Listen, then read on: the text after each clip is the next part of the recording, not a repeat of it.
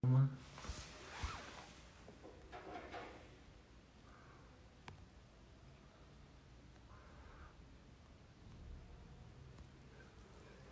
pessoal, vamos chegando, vamos esperar o pessoal chegar, sejam bem-vindos à live do Crefito 2. Hoje a gente vai falar sobre um tema que é muito importante para a fisioterapia e que existem poucas pessoas que realmente entendem, que têm prática clínica, e a pessoa com quem eu vou falar hoje é provavelmente uma das pessoas no Brasil que tem a maior prática clínica na área de lesão medular. Então vamos chegando, peguem um suquinho, tá? E a gente vai esperar só a doutora Cristina Curti entrar para a gente começar essa conversa.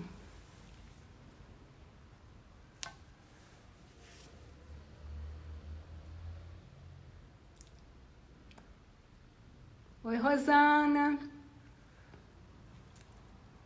Acadêmicos Nikit, sejam bem-vindos. Lúcia Leibel, parabéns, seja bem-vinda.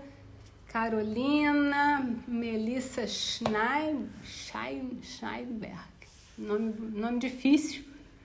Valesca, Nancia, Evandro, sejam bem-vindos. Estamos só esperando a doutora Cristina.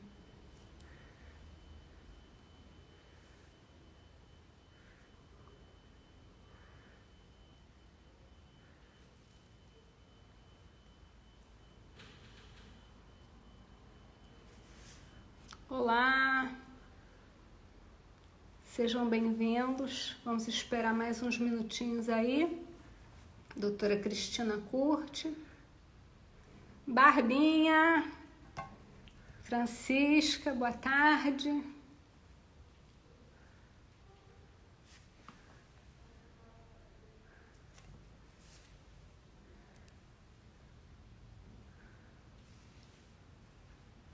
Oi, Regis.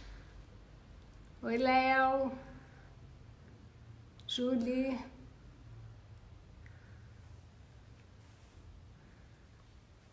Tá esperando no Crefito 2, será que ela já tá? Kiki, não aparece ela aqui. Kiki, você não aparece aqui. Sai e entra da live. Ela entrou aqui agora, ó. Cristina Curti entrou. Ok. Agora sim. Vamos ver, doutora Cristina Curti. Conectando.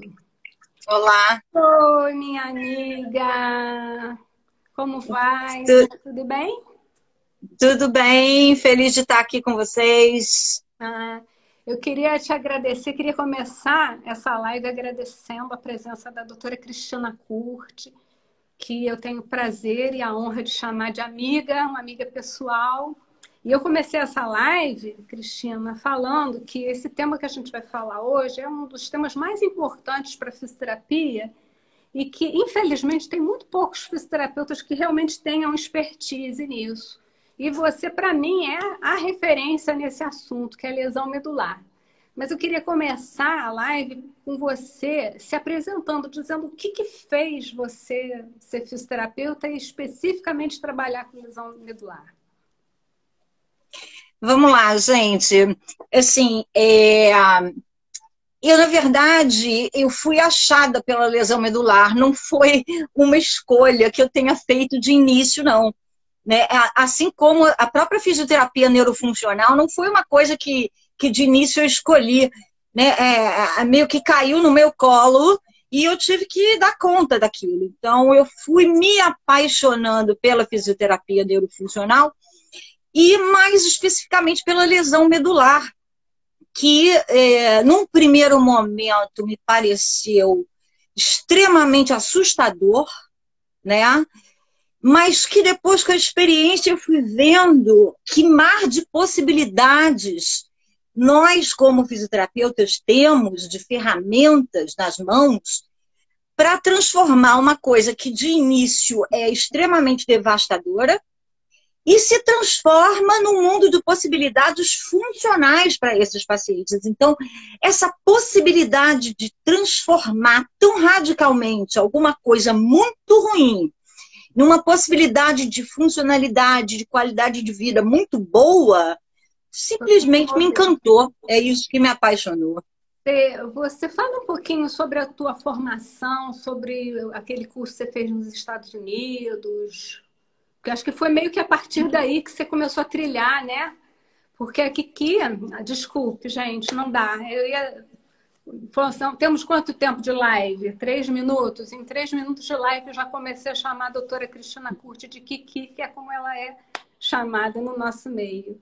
Mas ela é pioneira no Brasil, a primeira pessoa que trabalhou com biofeedback, eletromiografia biofeedback. Ela praticamente trouxe essa tecnologia para nós. Então, fala para a gente aí um pouquinho sobre isso. Então, na verdade, eu tenho 30 anos de formada.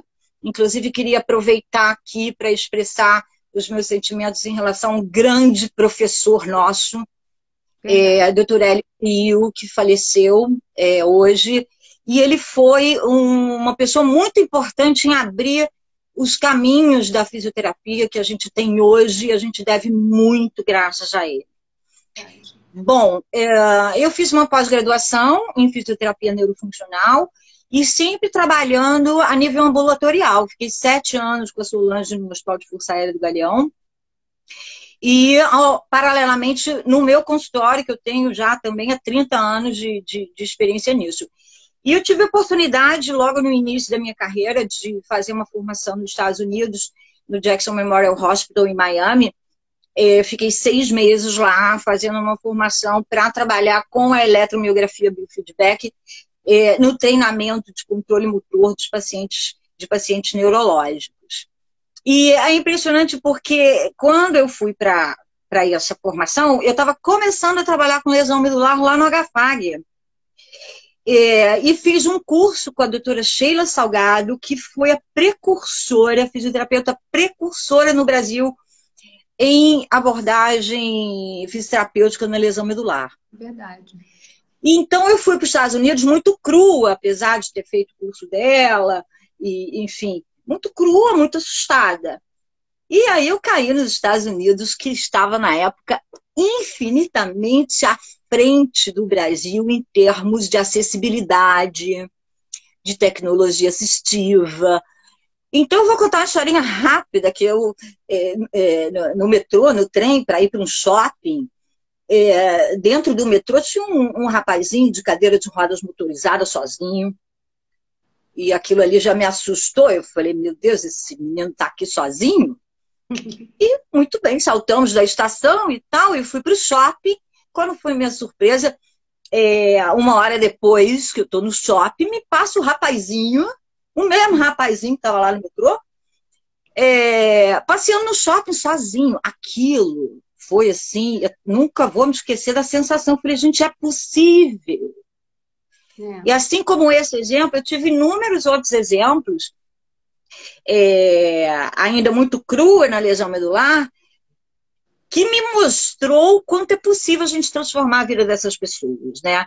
Então, fui trabalhando com a eletromiografia biofeedback em conjunto com a cinesioterapia, que é a mandatória, é o carro-chefe sempre, né? E fui ficando cada vez mais apaixonada, né? Esse é o meu percurso. Afundamos a Abrafim também, né, Solange? Eu pensei de falar isso no início e esqueci, né? A doutora Cristina Curti faz parte da diretoria fundadora da Abrafim. Foi a primeira tesoureira que... Eu só consegui ser presidente da Abrafim porque eu tinha a doutora Cristina Curti como minha tesoureira, porque ela me deu o background que eu precisava. Enfim, faço isso público nesse momento. Mas continuando então no tema da nossa live, se você me permitir, você fala o que esperar, né? Na fisioterapia na lesão medular. Eu te faço essa pergunta, então, o que esperar? O que o fisioterapeuta espera? Enfim. Isso. A lesão medular, ela é uma das... um campo da fisioterapia onde você mais pode saber com uma precisão maior até onde o paciente pode chegar. Nenhuma outra deficiência neurológica você pode ser tão preciso. A lesão medular, você tem o caminho das pedras um pouquinho mais amarradinho, né? Então, a minha resposta do que esperar, ela vai começar dizendo o seguinte: no mínimo, esperar a funcionalidade que já está padronizada para o nível neurológico daquele paciente. O que eu estou querendo dizer com isso? O nível neurológico é uma característica, é uma nomenclatura utilizada especificamente para os pacientes com lesão medular. Você tem para cada nível, para cada miótomo, para cada metâmero medular, você tem os músculos que são ali inervados por aquele metâmero. O nível neurológico, muita gente fala em nível de lesão. O ideal é que a gente não use mais essa nomenclatura nível de lesão, a menos que ela realmente seja necessária. O ideal é que a gente use sempre a nomenclatura nível neurológico, que, afinal de contas, é o quê? É o segmento medular mais caudal, de cima para baixo, C1, C2, C3, C4, C5, é o mais caudal que tenha grau de força muscular nesse último segmento, grau de força muscular maior ou igual a 3 e a sensibilidade normal. Uhum. Então, isso significa que o paciente, até aquele nível neurológico, ele tem controle motor suficiente para fazer as funções possíveis até aquele nível. Então, quando, por exemplo, a minha colega Solange fala: Cristina, eu estou com um paciente NNC5, opa, não precisa falar mais nada, eu já sei que ele tem bíceps. Uhum. Sabe? Porque o bíceps é o músculo. Você sabe o que ele tem, mas você não sabe onde ele pode chegar, né? Exatamente. Então, por isso que eu falo o mínimo. O que é o mínimo? Um paciente NNC6, ele tem que ser capaz de fazer preensão por tenodese. Isso é um potencial preservado que ele tem. Uhum. Um paciente C7, eu sei que ele tem tríceps, ele tem que fazer transferência independente. Uhum. Ah, Cristina, mas eu tenho C6 que não tem pressão por tenodese. Alguma burrada foi feita. Uhum. Ou alguma coisa deixou de ser aproveitada. E aí, assim... o meu C7 não transfere. Ele é obeso. Entende? Então, existem outros fatores ambientais, pessoais, Uhum. Até estruturais, nesse caso da obesidade, que vai manejar, pode alterar essa funcionalidade prevista, vamos dizer assim. Qualquer livro, aquele paciente de livro, né? O paciente de livro tem a funcionalidade do C4, do C5, do C6, do C7, e por aí vai até o L5, S1. Você sabe o que esperar. É importante, né, Cristina, o fisioterapeuta se apropriar da escala ASIA, né? Não dá para atender um paciente com lesão medular e não fazer uma ASIA nele antes, né? Queria que você falasse isso nesse contexto. Perfeito. Perfeito. Obrigada pela pergunta, Solange. Muito pertinente. Como é que eu vou descobrir esse CNN? Fazendo a escala ASIA. Escala ASIA é uma padronização mundial. Eu vou avaliar meu paciente aqui no Rio de Janeiro, no meu consultório, usando a minha escala ASIA. Ele vai chegar a um score, um número, em termos de motricidade, em termos de sensibilidade. Ele vai ter um score. Se esse paciente for para o Japão e for avaliado por um fisioterapeuta japonês, ele vai chegar ao mesmo número que eu cheguei aqui, porque é uma padronização, uma classificação que padronizou essa avaliação do paciente com lesão medular. Então, feito isso, eu sei qual é o nível neurológico dele, eu sei se ele tem algum potencial residual motor abaixo da lesão. Uhum. Interessante. Então já é o paciente que sai do livro. Ele Uhum. tem o NN, mas ele tem potencial que você pode talvez conseguir uma coisa abaixo. Uhum. Então, na verdade, o que eu olho na EJA do meu paciente vai determinar a minha abordagem fisioterapêutica. Exato. Aonde eu vou trabalhar e como eu vou trabalhar para aproveitar o potencial residual que possa estar existindo ali, que está Que mostrando na faça minha diferença avaliação. na vida dele também, né, Cristina? Porque às vezes a gente vê os fisioterapeutas trabalhando coisas com um paciente que ele nunca vai chegar naquele ponto e aquilo não vai fazer diferença na vida dele. E, no entanto, o paciente está prestes a ganhar uma coisinha assim, né? Inclusive, você Uhum. está com uma blusa bonita, né? É, o Serrati. Eu amo Serrati. Fala um pouquinho sobre esses saltos funcionais que são Certo. possíveis. Então, vamos lá. Aproveitando o que você falou antes, Sol, por exemplo, um paciente com nível neurológico C6, ele já é capaz de rolar, por exemplo. Né? Ele pode ser que role, pode ser que não role, vai depender de espacidade, vai depender de sobrepeso, tá? Mas é um paciente que tem mais potencial para rolar. Aí você pega, atende um paciente C5 e diz assim, não vou treinar o rolar, porque ele não tem potencial para aquilo. Oi? Alto A. Você tem sempre que buscar alguma coisa além daquilo que você tem naquele momento. Principalmente no primeiro ano após a lesão, onde você tem uma neuroplasticidade mais robusta, porque as pessoas falam de neuroplasticidade em lesão cerebral, né? E em lesão medular parece que não tem neuroplasticidade, ninguém fala disso? Como assim? Tem. Tem neuroplasticidade ali que a gente precisa ativar e licitar, como a Solange fala.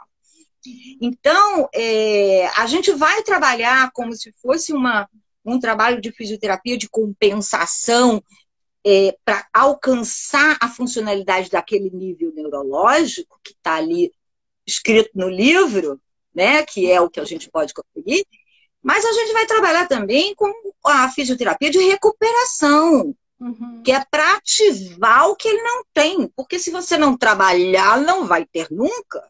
Exatamente. E quem sabe você consegue que o seu C5 role? Quem sabe a gente... Né? Já aconteceu com você de o paciente aumentar a zona de preservação parcial ao longo do tratamento?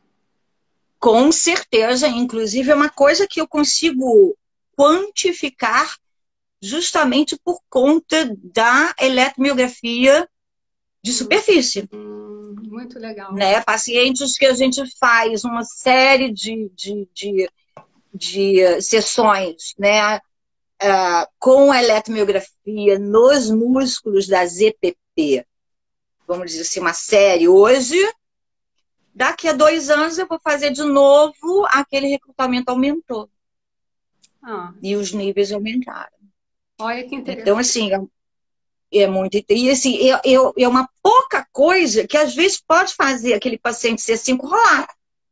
Eu me lembro que a gente lá na GAFAG, ainda isso na década de 90, você fazia baio com os pacientes e falava para mim, Solange, trabalha tronco com esse. Esse daí ele tem. Parece que não tem, mas ele tem. E a gente batia uma bola, né, em relação a isso. Então, eu vou pegar uma carona na live da semana passada com o professor José Vicente, nosso querido PNFiano. Quando a gente está aqui na live, tá a Moniquinha. Oi, Moniquinha, beijo. Tá Juliana, Rodrigo, GSL, beijos a todos. Que legal, gente, que legal, uma honra. Então, vamos lá. Quando a gente faz, por exemplo, um paciente com lesão medular torácica alta ou torácica média, a gente faz a monitorização com a eletromiografia em paravertebrais até L5. Né? E às vezes esse paciente, ele na EJA, ele é classificado como um paciente com lesão completa, Mas na hora que você senta esse paciente, monitora paravertebrais lombares e usa um padrão de radiação de PNF para a extensão de tronco, aparece recrutamento. Pois é. Quer dizer, a gente não está inventando isso, né? Isso não é a gente que quer que o paciente melhore. Isso está comprovado, né? Exatamente. De superfície. Exatamente. E a gente tem, você me perguntou do serrátil. Porque você sempre fala que você ama o serrátil, né? Por que você ama tanto assim o serrátil? Todos querem saber. Primeiro que ele é muito inteligente. Eu gosto de músculos inteligentes. O serrátil, pela anatomia dele, de inserção e origem, pela atividade cinesiológica dele, ele é capaz de fazer uma abdução de escápula em cadeia cinética fechada, movendo o tronco. Ou seja, um músculo que foi criado para fazer uma abdução de escápula em cadeia cinética aberta, o fisioterapeuta esperto, que fecha essa cadeia com o cotovelo, com o braço, consegue que o indivíduo aprenda a fazer essa abdução de escápula em cadeia cinética fechada e com isso consiga movimentar o tronco superior dele e com isso, se colocar uma rotação, ainda consegue deslocar a pelve. Então, Cristina, você está me dizendo que o serrátil, que é o músculo do nível neurológico C6, é um músculo capaz de fazer a transferência desse paciente de um assento para outro? Yes. É exatamente isso que eu estou dizendo, e é por isso que eu amo ele. Isso faz a diferença na vida da pessoa, né, Cris?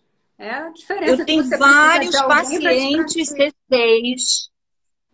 pacientes C6, que fazem transferência sozinho, uns sem tábua, outros com tábua. Paciente C6 coloca a própria tábua de transferência. Aí você vai me dizer assim, essa pessoa tem tríceps. Não tem. Não tem. Mas o C6, você já fez apreensão de tenodese nele também, né?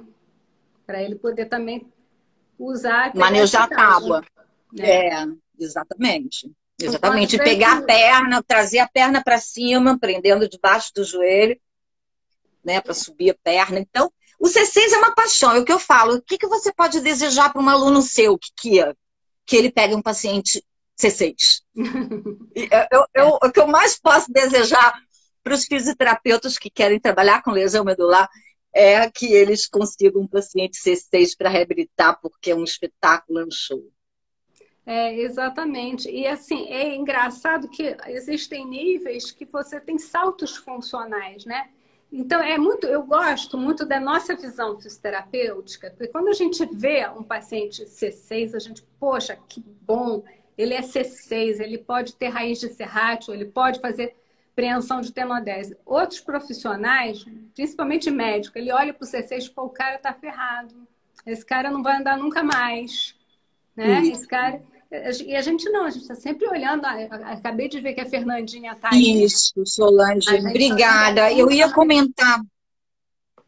Eu ia comentar isso lá na primeira pergunta, quando a gente começou a falar dos níveis neurológicos, que é uma coisa que eu acho que a gente pode melhorar, galera, é o fisioterapeuta da UTI, ele precisa saber a funcionalidade que aquele paciente pode ter na fase tardia. Caso contrário, ele não investe tanto quanto poderia investir. Isso. A gente perde muita coisa de funcionalidade para esses pacientes, porque na fase aguda aquilo não foi devidamente valorizado. Eu não estou dizendo que naquela fase a prioridade tem que ser isso. Eu acho que não. Acho que naquela fase a prioridade é viver, né? Manter a vida, né? Preservar a vida, enfim. Mas não é por isso que você, por exemplo, vai hiperalongar a mão desse paciente que vai perder a pressão por tenodese. Entende? Você vai fazer uma manipulação de quadril. Quando não sabe o que vai fazer, ele vai e alonga, né? É duas É. coisas. O fisioterapeuta não sabe o que vai fazer, ele faz ponte. Se não puder fazer ponte, ele alonga. E nem sempre o alongamento está indicado. É isso que é mais interessante e fascinante da lesão medular, né? Porque não adianta você alongar a torta e a direita, você tem que saber o que alongar. E o alongamento isco, então? Isco, então, é uma coisa que o povo adora, não sabe fazer alonga-isco. Só que o hiperalongamento de isquios tibiais no paciente paraplégico faz ele perder equilíbrio de tronco. Exatamente. Porque você tira a retração da retroversão da pelve sentado e aí ele diminui o grau de alcance do tronco à frente. Então não tem que alongar o isquio, tem que encurtar o isquio. Exatamente. Então, esses cuidados é muito importante. Eu acho que, segunda coisa em relação à fase aguda e desse nosso colega na fase aguda, ele é o responsável por disseminar na equipe e na família daquele paciente um mundo de vida com qualidade que esse paciente pode vir a ter lá na frente, que o mundo não acabou. É, verdade. Olha que responsabilidade a nossa, né? E eu acho um mundo assim, o mundo da lesão medular é um mundo necessário. Os fisioterapeutas precisam se apropriar mais desse mundo. Parece que os fisioterapeutas têm medo. É o que você falou, é assustador mesmo. Mas é preciso que as pessoas se apropriem disso, porque esses pacientes precisam muito da fisioterapia. E é uma possibilidade de a gente verdadeiramente fazer diferença na vida das pessoas. Né? A fisioterapia veio para isso, para fazer diferença na vida das pessoas. Não é uma coisinha qualquer. E você ter um bom fisioterapeuta na fase aguda, eu queria até que você desse um exemplo, porque eu gosto muito, a questão da mobilização de quadril, que você tem um paciente que tinha tudo para se transferir sozinho, aí fala isso. Isso. Existe não sei de cabeça exatamente qual a porcentagem, mas a ossificação de quadril no paciente com lesão medular é uma complicação frequente. Não é rara, né? Também não é todo mundo que desenvolve, mas vamos dizer assim, uma coisa específica da lesão medular ou de pacientes com lesões encefálicas graves. Então, você tem ali uma condição do sistema nervoso simpático e parasimpático numa total greve, né? Eles ficam na fase de choque medular, esse sistema nervoso simpático e parasimpático, ele fica anulado, e aí você tem toda uma questão vascular em relação à fragilidade dos vasos sanguíneos, que ficam com uma atonia e etc. Então, é muito frequente que, se a gente fizer uma mobilização muito agressiva no quadril, nessa fase de choque medular, você possa provocar algum tipo de lesão vascular com derramamento de sangue, que pode levar, dali alguns meses, a um processo de calcificação. Isso é formação de osso fora da onde tinha que ser, né? E ali é muito comum que isso aconteça no quadril. Então, no caso, esse paciente que a Solange está lembrando, ele sofreu uma queda no hospital, quando foram transferir ele, e ele caiu quase que de bruço, a perna dobrou e ele caiu com o joelho bateu no chão e fez um tranco no quadril, né, na região proximal do fêmur. Aparentemente fizeram todos os exames, ele não tinha nada, só que meses depois começou a calcificação. Então ele é um paciente com nível neurológico C7, ou seja, ele poderia ser completamente independente na transferência, e ele simplesmente, com a calcificação, o quadril fica em extensão, ele não consegue trazer o corpo à frente para poder fazer o push-up e transferir o quadril, então ele precisa de acompanhante, coisa que ele não precisaria. Como isso impacta financeiramente na vida da pessoa e na independência, né?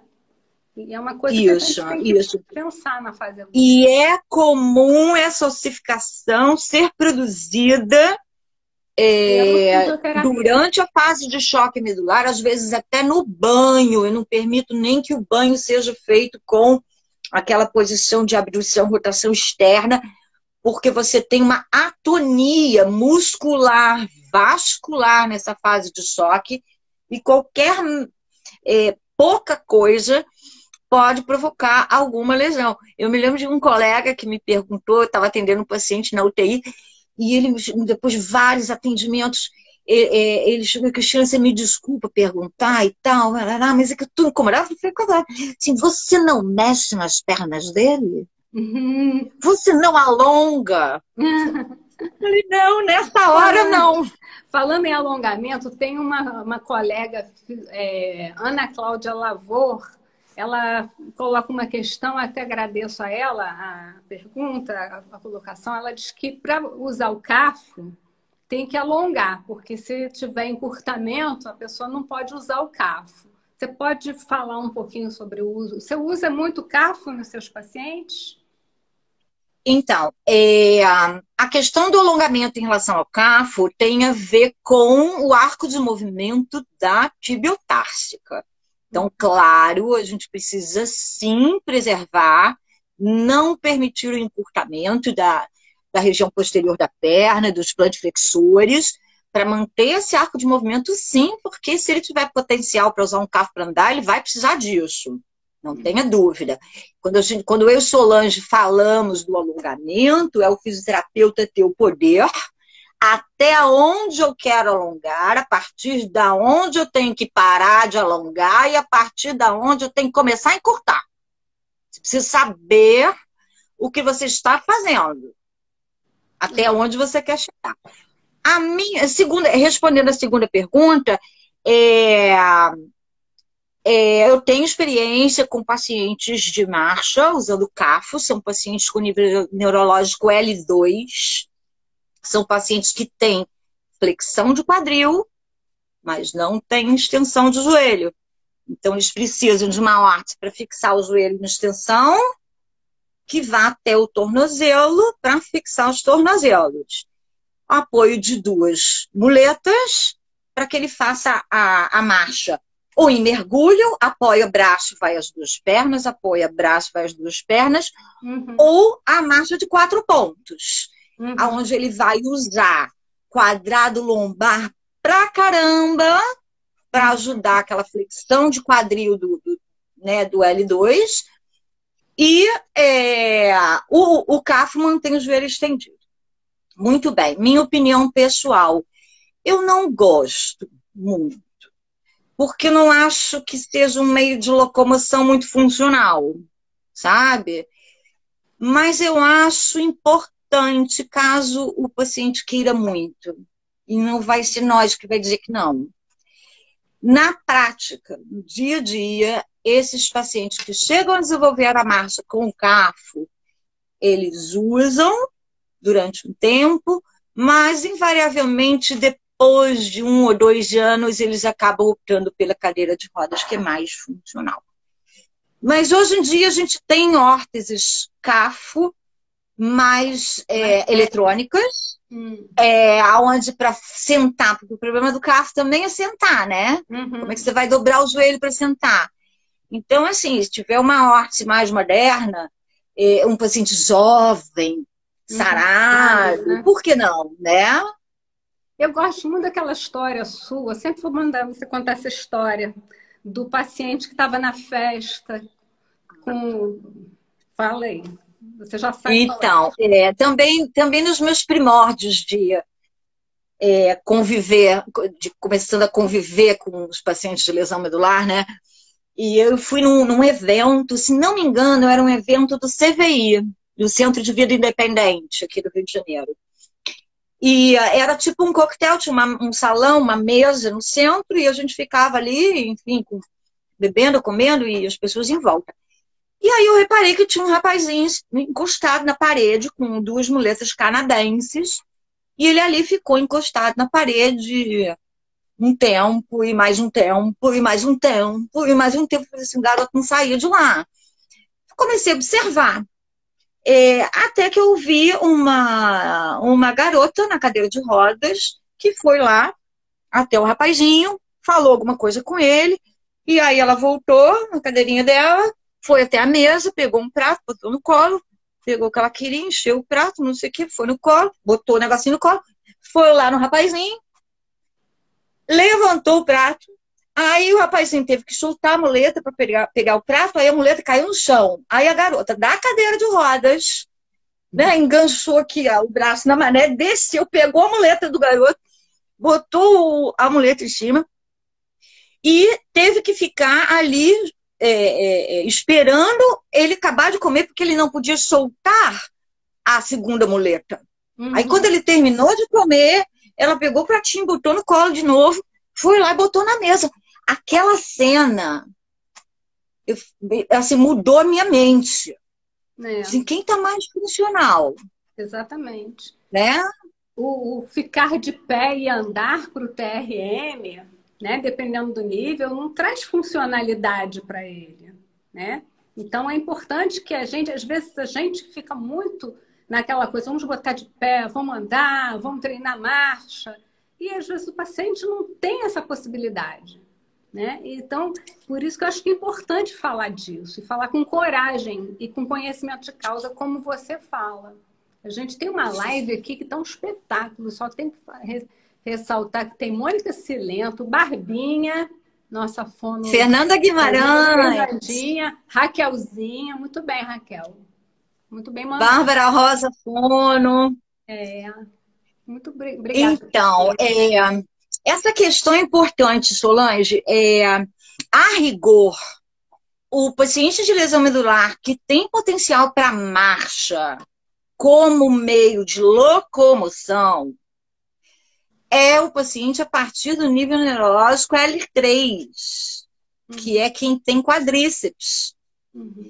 Tá? Ele vai usar um afozinho, uma órtese supramaleolar. Um SMOL, né? E, assim, de L3 para baixo são os únicos que você pode dizer assim, vai recuperar a marcha. Aí tem uma série de parâmetros. Se ele tiver grau 3 num quadríceps e grau 2 no outro, ele já consegue andar também. Mas, enfim, o quadríceps é um preditor de marcha de lesão medular. Tem chance de andar enorme. Não tem, a chance vai ser a marcha, mas com essa limitação de órtese longa, que acaba depois não sendo funcional.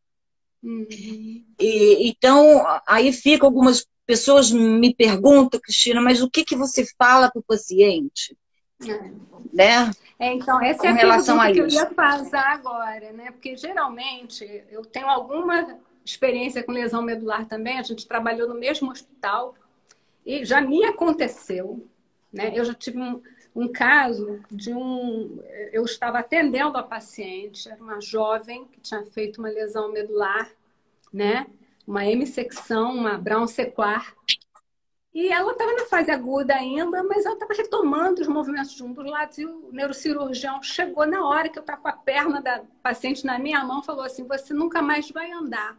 Não adianta ter esperança, que é lesão alta, não vai andar mais, etc. E eu com a perna da menina na mão, assim, quase tive um infarto junto com a menina. Bom, resultado... essa moça não só andou, como teve 4 filhos e está muito bem, obrigada. Mas o que eu queria dizer é o seguinte, geralmente os pacientes perguntam para nós, não vão perguntar para o médico se vai voltar a andar. O que você fala quando o paciente pergunta se ele vai voltar a andar? Então, queria só fechar um pouquinho o caminho que a gente já estava seguindo aqui antes para chegar nisso, isso que eu já estava te atropelando, né? Mas é exatamente isso. Eu não sou a favor nem contra de amarrar o paciente numa horte, numa tábua ortática, se arrastar numa barra paralela. Eu não sou contra nem a favor.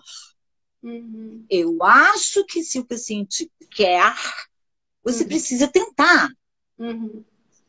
Entende? Se você acha que aquilo não vai, nem que seja para trabalhar tronco. Porque é uma postura riquíssima para o trabalho de tronco. Né? Agora, se você realmente acha que ele não tem potencial para isso, aí né, eu até tenho uma paciente atualmente que eu realmente não coloco ela em pé, apesar de até talvez ser possível pela idade e pelo sobrepeso. Eu não coloco. Então, eu acho que a gente tem que experimentar e ouvir o paciente. Eu tive pacientes que eu não teria colocado em pé, não teria mandado confeccionar carro, mas eles queriam muito, ok, vamos fazer. E foi trabalhado com eles, com esse material, não desenvolveram locomoção com a órtese, se locomove na cadeira e foi muito bom. Então, eu acho que a gente tem que estar aberto para isso. Agora, com relação à pergunta, primeira coisa, eu acho um absurdo, eu acho um crime esses médicos chegarem à beira-leito, às vezes, com um camarada lá na UTI, completamente perdido, o que vai ser da minha vida agora, não sinto minhas pernas, não ando. Aí o médico chega lá e diz assim, você não vai mais andar. Eu acho isso uma sacanagem, desculpa o termo. Tá? Eu acho a primeira regra que me guiou. Eu trabalhei durante muitos anos com um psicólogo cadeirante, Ricardo Cariello. Ele me ajudou muito em muitas coisas em relação a essa questão da psicologia. Então, primeiro eu aprendi uma coisa. Se o paciente não perguntar, não fale. Espera o paciente te perguntar. Você não tem que adiantar nada, ele não te perguntou nada. Existe um processo de absorver a nova realidade que é longo. Quem é você para dizer que é a hora dele ouvir aquilo? Exato. Exatamente. Né? Então, a lesão medular é devastadora, gente. A parte urinária, a parte fecal, a parte sexual, a locomoção, o estigma, o preconceito, a sensibilidade.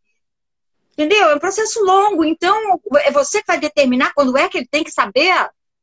Deixa ele absorver no tempo dele. Agora, se ele te perguntar, você tem que responder. E aí, se você está numa fase inicial, você não tem como saber se ele vai voltar a andar. Se você está numa fase muito tardia, você até acha que não é o caso, que ele realmente não vai andar, mas ele, enfim, ele quer saber. A minha resposta, sempre que possível, eu não sei. Estamos trabalhando para isso. É isso. Aí, às vezes, eu falo assim, engraçado, você não está nem sentando, já está pensando em andar? Entende? Então, vamos, gente, colocar esse paciente na vida. Vamos botar ele vertical, sentado. E falar para ele não esperar voltar a andar para voltar para a vida dele. Né? Exatamente, porque a relevância do não andar vai diminuindo na medida em que ele consegue se locomover sozinho. Exato. Ah, mas eu vou ficar dependendo de alguém para tocar a minha cadeira de rodas. Vamos comprar uma motorizada. E aí você tem autonomia. Então, desfocar o peso do não andar tem a ver com a gente colocar esse paciente funcional, apesar de não andar. Exato. Moniquinha está falando, o resgate da verticalidade é tudo. Fernandinha falando que o paciente precisa de tempo, passa por muitas fases, luto, raiva, é isso mesmo, Fernandinha. E a verticalidade, como a Moniquinha está falando, não passa pela posição ortostática. Exato. A verticalidade passa por uma postura de estar em pé na vida novamente. E é longo, gente, é um processo longo. Eu vejo pacientes, às vezes, de lesão medular durante 10, 15 anos. É longo. É verdade. E eu queria que você me falasse, Porque uma vez eu vi um paciente seu, achei muito interessante, né? Porque a gente às vezes superestima o andar. E uma vez você chegou para o seu paciente e falou assim: se você pudesse escolher uma das coisas, só uma das coisas da lesão medular, né? Qual você escolheria? E ele não escolheu andar. Eu estava fazendo seu curso, né? Porque a lesão medular, o andar não é a única coisa que acontece. Ele não controla mais esfíncter, a função sexual muda, né? Enfim. Aí... eu me lembro, eu não sei se foi esse o caso, eu também não tô confundindo talvez um pouco, mas eu não sei se é o mesmo caso, mas a pergunta era: o que você acha que é o pior de tudo de você estar com a lesão medular, né, da tua vida sentado? E aí a gente crente que ele ia responder não andar, né? E o infeliz falou assim: não suar. Não suar. Porque a alteração térmica, isso, a alteração de regulação térmica faz esses indivíduos que têm uma lesão mais alta não suarem no calor ou entrarem em hipotermia muito rápido. Então, o pior é não suar, o resto eu dou conta. A Gessiele está falando aqui que ela costuma questionar o paciente se ele quer andar ou se locomover, porque isso abre o caminho para funcionalidade. Isso aí, presidenta.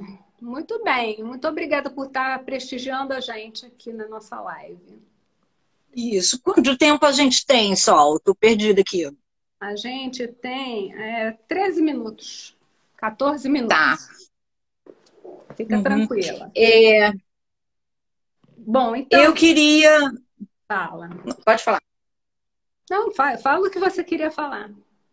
É que eu lembrei de uma coisa que é a questão da... que a gente estava falando, que a Gisele falou da locomoção, né? Uhum. Uma coisa muito importante que a gente tem que estar antenado, gente, é com alguns dispositivos tecnológicos indispensáveis. Não dá para ter qualidade de vida, tipo assim, um mínimo, né? Que é importante. Uma boa cadeira de rodas. Porque se você tá com uma cadeira de rodas muito ruim, uhum, né? Até eu vou achar uma droga, entendeu? Tipo assim, tem certas coisas mínimas de equipamento, de assistência que não dá para ser diferente. E a almofada decente, né? Porque até o desconforto pode levar até aumento de espasticidade também, fora prevenção de escara. E aí vocês vão me dizer assim: mas que eu trabalho no SUS, os pacientes não têm dinheiro, e não tem, faz uma vaquinha, faz uma rifa. Já tive paciente que, olha, você tem que ter, na época não existia nem Tempur, que é uma almofada boa que nós temos aqui no Brasil, e tinha que comprar uma almofada americana, e ele rifou uma televisão e comprou a almofada dele. Porque isso é um item de primeira necessidade. E com relação à almofada também, eu me lembro sempre de uma coisa que você fala, da fase aguda, né? Da importância dos pacientes na fase aguda não fazerem escara, porque isso implica na qualidade da almofada que ele vai precisar depois e no quanto ele vai gastar com a almofada depois, né? Então... Exato. Essa questão da escara, eu confesso a você, Solange, que é uma coisa que eu queria tanto não precisar mais falar disso. Seria bom. Não é nem só pelo paciente de lesão medular, mas assim, ninguém merece. 2020, né? Verdade. Então, assim, mas para a lesão medular, ela tem uma repercussão muito maior do que qualquer outro paciente, porque ele vai andar sentado ali no bumbum o resto da vida. Sem contar a questão de esplasticidade, disreflexia autonômica, tudo piora com essa questão, né? Então, no paciente com lesão medular, a pele íntegra, ela tem uma saúde infinitamente maior para suportar as longas horas sentadas do que uma pele que ali já teve algum processo Uhum. de cicatrização, né? Exato. Faz Então, isso toda a é diferença. fundamental. E, assim, às vezes, na fase aguda, o fisioterapeuta fica querendo inventar um monte de coisa. Se ele conseguir que o paciente não faça escara, se ele conseguir que o paciente não faça ossificação heterotópica, poxa, ele já está contribuindo para uma qualidade de vida muito melhor para esse paciente no futuro, né? A gente não tem noção, É, às vezes, do quanto as nossas ações e omissões implicam no futuro, né, das pessoas. assim, eu lembro, Solange, quando a gente dava curso, né, que muitas vezes alunos ficavam um pouco frustrados na primeira fase da fisioterapia, na fase de choque medular, Uhum. porque assim, a gente não vai malhar, É. né? A gente não, se você tirar ele do hospital com a pele íntegra, né? Já sentando à beira-leito, É. porque não, O né? máximo de O trabalho verticalidade. nessa fase, ele é todo de prevenção. Você é um anjo ali, né? Uhum. Fisioterapeuta especializado em lesão medular na fase de choque é anjo. Né? Para Verdade. não deixar, né? A Miriam Calheiros fala muito isso com os pequenos dela, né? De mielomeningocele, que é Uhum. a lesão medular na criança, né? Ela fala, se vier só mielo, melhor, mas vem a mielo mais um pé torto, né? O pacote completo. Eu no adulto falo a mesma coisa, só lesão medular, tá? Sem escara, né? Sem É as outras verdade. complicações. O Rodrigo está dizendo que, infelizmente, a escara ainda é uma realidade, é uma pena a gente ter que admitir que é verdade, né? O Renato está perguntando como é que a fisioterapia pode ajudar na bexiga neurogênica. Eu acho que a gente precisaria de uma outra live para falar disso, né, Cris? Dá para dar uma Com resumida certeza. para a gente? Tem 10 minutos. 8 minutos. Com certeza. A questão da bexiga, gente, é um mundo. É muita coisa, porque na lesão medular você tem, dependendo do nível, você tem uma síndrome de primeiro neurônio, se for um nível mais lombar, você tem síndrome de segundo neurônio, isso muda completamente uma bexiga da outra, né? Então, seria, assim, bastante extenso a gente falar isso agora. Mas o que eu poderia, assim, deixar para vocês é que esse paciente que você está vendo lá no hospital, que ele ali já seja avaliado por um urologista. Se você conseguir que esse paciente tenha alta hospitalar, já com a hora marcada no O urologista, estudo urodinâmico, né? Saber o entendeu? tamanho Porque daquela aí bexiga. tem algumas coisas que eu chamo terra de ninguém, né? Uhum. Bexiga neurogênica na lesão medular, que mais? Intestino. Intestino, tanto neurogênico para lesão medular ou é terra de ninguém, ninguém cuida. A Uhum. escara, infelizmente, ainda está nesse lugar também, não gosto, acho que já tinha que ter saído daí. Uhum. Mas tem alguns lixinhos, assim, que é terra de ninguém, ninguém olha, ninguém cuida.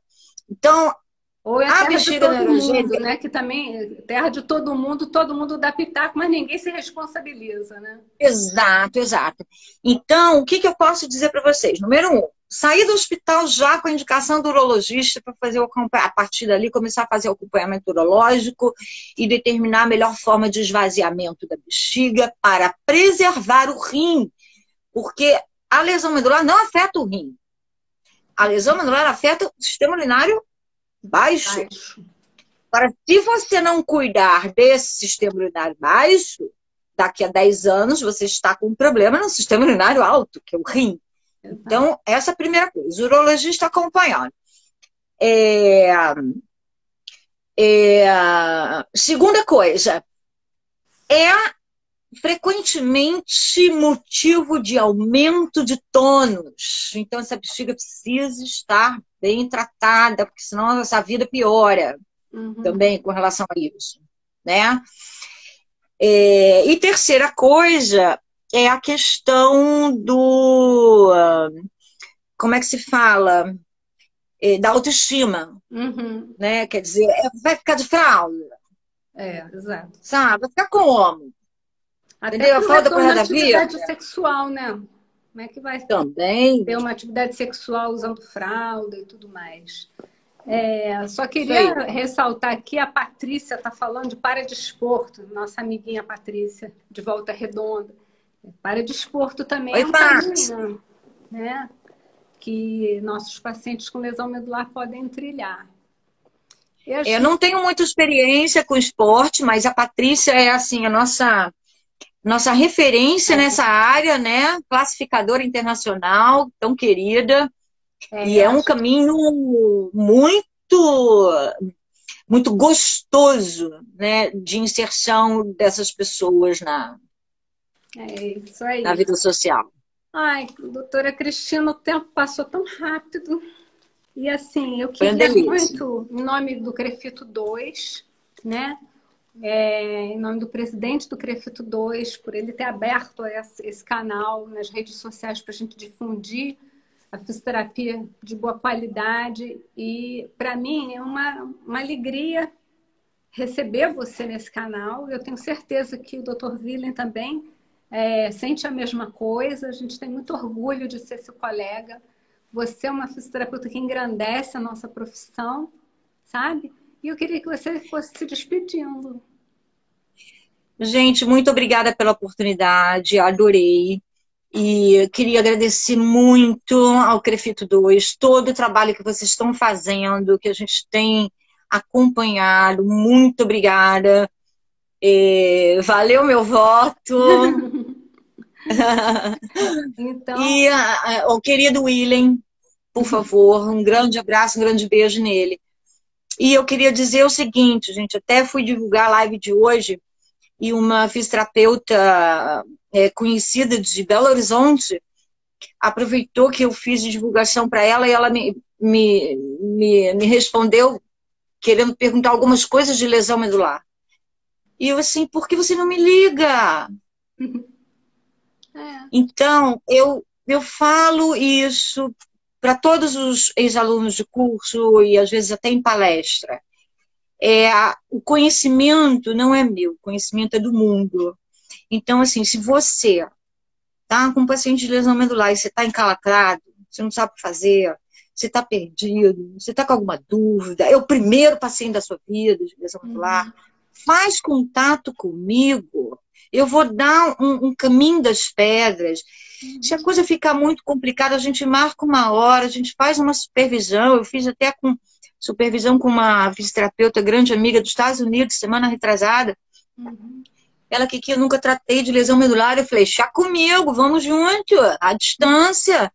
Então, assim, eu gosto de ensinar, entendeu? Eu não vou ficar nem mais rica, nem mais pobre, de trocar uma ideia com cada um de vocês que precisar ter coragem para enfrentar a lesão medular, entendeu? Porque aí vocês vão vai acabar com o medo, vai deixar de ser assustador e quem ganha é a sociedade. e a fisioterapia vai construir um mundo melhor, né? Como diz a sua Isso. camiseta. Um beijo grande Isso aí. para você e para todo mundo Obrigada, que passou essa gente. hora Todos vocês. com a gente. Beijos, beijos, pessoal. Tchau, tchau. Obrigada.